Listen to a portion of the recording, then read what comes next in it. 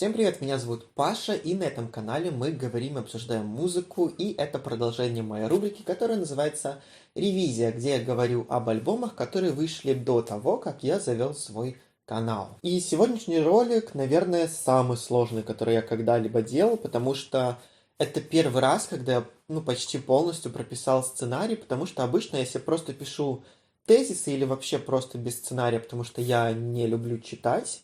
Но тут у меня, чтобы вы понимали, 14 страниц. Потому что, говоря об этом альбоме, я хочу упомянуть все и ничего не забыть. Потому что речь пойдет об альбоме, который я назвал лучшим за прошлое десятилетие. У меня был на эту тему ролик. И в целом, потому что хочу я поговорить об одном из величайших альбомов в истории музыки, и, пожалуй, одном из самых великих уж точно за последние 20 лет. Но об этом альбоме часто принято забывать, и в принципе поп-фанаты, такие как я все-таки попсовик, который в основном интересуется поп-музыкой, часто забывают, и в основном это происходит из-за автора этого альбома. И знаете, самое удивительное, что я проводил поиск, и в русском ютубе я на тему этого альбома нашел всего один ролик, и то это был перевод английского ролика, где говорилось об одной из песен на этом альбоме. Честно, мой мозг взорван, потому что работа эта популярная и по критикам самая высокооцененная за последние 15 лет. Сегодня речь пойдет о Канье Уэсте и его альбоме My Beautiful Dark Twisted Fantasy. Поехали! То, что я сегодня расскажу об этом альбоме, это, наверное, 10-я часть того, что в целом можно о нем сказать.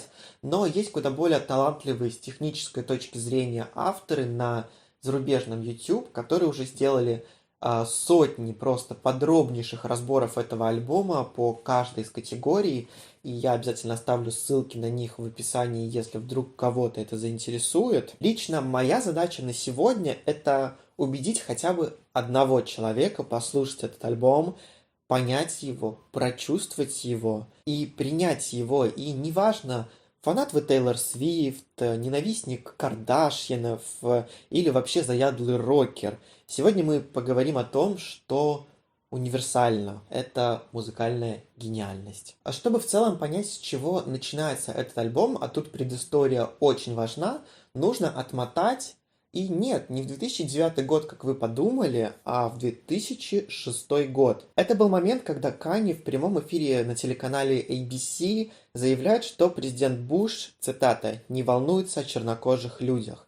И происходит это все во время прямого эфира в программе, посвященной сбору средств пострадавшим от урагана Катрина, который был на юге Соединенных Штатов. После этой фразы Канье моментально убрали из эфира, скандал был абсолютно дичайший, поносили его все, но нам важны не последствия для Канье, а вывод. Это то, что Канье всегда говорит свою правду и не стесняется этого делать. Поэтому инцидент на 2009 премии Video Music Awards не кажется уж таким и шокирующим. Да, конечно, нельзя тут не упомянуть тот самый скандал с Тейлор Свифт на премии MTV VMA. Опять же, важное уточнение. Это все было неправильно, это было некрасиво, это было грубо. Но это сущность и натура Канье Уэста, и он не был в этом моменте каким-то моральным уродом. Он просто был собой, кем он всегда и являлся. Я думаю, многие в курсе этого скандала и что последовало после, потому что это фактически стоило Канье Уэсту карьеры, потому что тур с Леди Гагой отменили. Грязью его поливали все, даже Барак Обама. Контракты с ним разрывали и работать с ним больше не хотели. Конечно, вся эта ненависть понятна, потому что он поступил некрасиво и неправильно, но если отбросить всю моральную точку зрения, вот давайте посмотрим на факты. А действительно ли он был неправ? Ведь по сути он сказал правду. Тогда видео Тейлор Свифт было, дешевеньким и не очень качественным. В то время как клип Бейонсе на сингл Ladies, я думаю, вы вспомните в голове даже сейчас. Был ли он так сильно неправ? Я считаю, нет. Но поступил ли он неправильно? Определенно, да. Канье понимает, что он облажался и на какое-то время уходит в себя.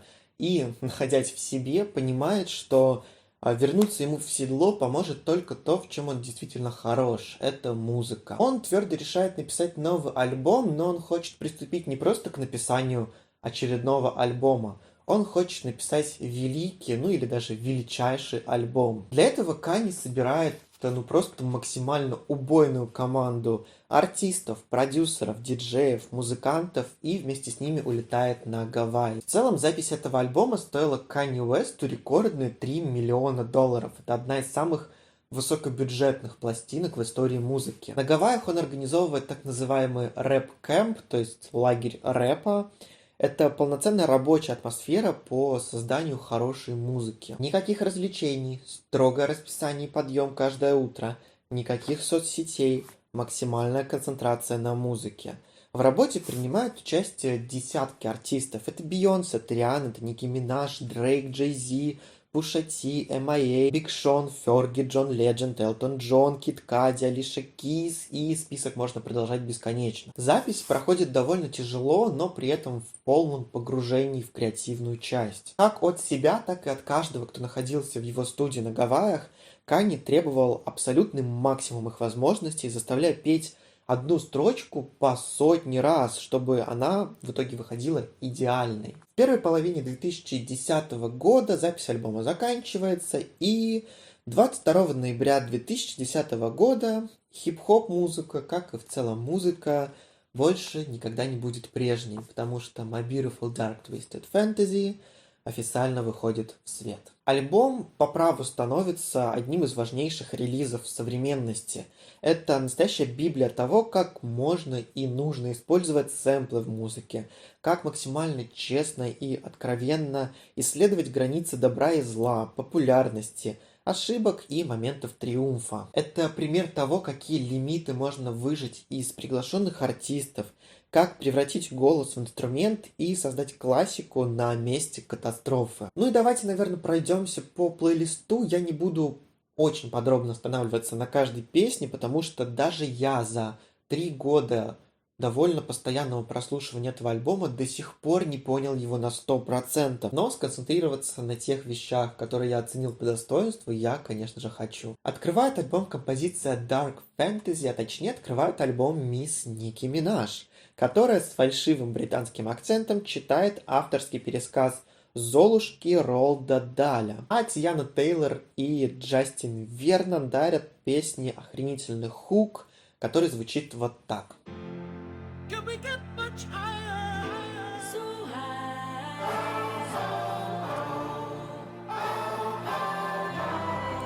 На треке есть основной сэмпл In High Place Майка Олдфинда, а Канье как бы вводит слушателя в тематику альбома множественными отсылками на поп-культуру, читая при этом очень мелодично и убедительно. Далее идет трек Gorgeous, где мы слышим Кид Кади и очень такой яркий, жесткий рок-инструментал, взятый с сэмпла группы The Turtles. А вот третий идет одна из ярчайших композиций на альбоме и лид-сингл этого альбома Power.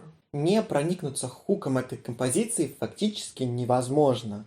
Основным сэмплом тут послужил трек 21st Century Schizoid Man группы King Crimson. И Уэст тут намного глубже входит в темы ментального здоровья, критики политики США. В треке нереальное множество вот очень вкусных, ярких моментов. Для меня, например, один из хайлайтов — это как множественным повтором слов «so excited» Канье превращает это в слово suicide. Однозначно просто 10 из 10 и топ-3 лучших треков этого альбома, по моему мнению. Далее у нас идет интерлюдия к треку All of the Lights, которая сделана на пианино с использованием струнных инструментов. Звучит очень вкусно. Ну и, конечно, она подводит к основной песне, это All of the Lights. Пожалуй, это самый такой массово популярный трек с этого альбома. Действительно абсолютный хит и отрыв башки. Очень такой, знаете, драматический, яркий продакшн. А теперь давайте я взорву вам мозг и расскажу, кто принял участие в записи вокала этой песни, потому что там была далеко не только Риhanna, как вы могли бы подумать. Это Джон Ледженд, The Dream, Элли Джексон, Алиша Кис, Ферги, Элтон Джон, Дрейк и Кид Кади. И это все только вокальные партии. На самом деле Канье превратил многие из этих голосов в инструменты и использовал их в многоголосиях на этом треке. Поэтому получилось так вот интересно. Ну, шестой композицией идет еще один хайлайт этого альбома. Это трек Monster, ставший не только крутым треком, но и рождением новой суперзвезды, ведь, по сути, этот трек подарил нам Ники Минаж. Ведь на тот момент Канье берет на себя, ну не то чтобы риск, но такую интересную возможность послушать начинающую, еще никому особо неизвестную рэпершу, которая абсолютно не зацепилась в индустрии. Он дает шанс Ники Минаж записать куплет для трека Monster, на котором и так без этого есть такие легенды, как Канье Уэст, Джей Зи, Рик Росс. Ну и что Ники Минаж берется и пишет, пожалуй, самый иконический женский куплет за всю историю рэпа. Это настолько впечатляет Канье Уэста, что он даже раздумывает над тем, чтобы не вставлять этот куплет в альбом, потому что ему кажется, что он получился лучше, чем вообще весь альбом. Но в итоге он это делает. Естественно, этот куплет замечают критики и возносят никому до того неизвестную Ники Минаж просто до невероятных высот, и она использует этот трамплин, чтобы впрыгнуть в популярную музыку. Ну, не знаю, как вы, лично я однажды настолько увлекся процессом, что сел и просто наизусть выучил весь ее куплет. Седьмым идет трек So Pelt о проблемах популярности, о социуме и поп-культуре в целом. Великолепный куплет от Канье Уэста, Джей Зи, песню тоже обязательно стоит послушать. Восьмой трек Devil in a New Dress тоже выделяется, потому что ему свой лучший куплет всей карьеры подарил Рик Росс. И это, опять же, философский рассказ о любви, о религии с такими довольно глубокими рассуждениями. То есть вы понимаете, да, за последние 3 трека на альбоме 2 человека подарили лучшие куплеты своей карьеры. Ну, потому что Ники Минаж, признаем честно, лучше куплета тоже больше не писала, да это и не надо, потому что выше головы не прыгнуть. Ну и на хайлайтах альбома мы не заканчиваем, потому что 9-м треком мы получаем лучший трек этого альбома, лучший трек в карьере Канье Уэста и один из сильнейших треков в современной истории музыки – это Runway. Если на ролик попадут почитатели творчества Канье Уэста, то, гарантирую, их сердце забьется намного чаще лишь от одной этой ноты.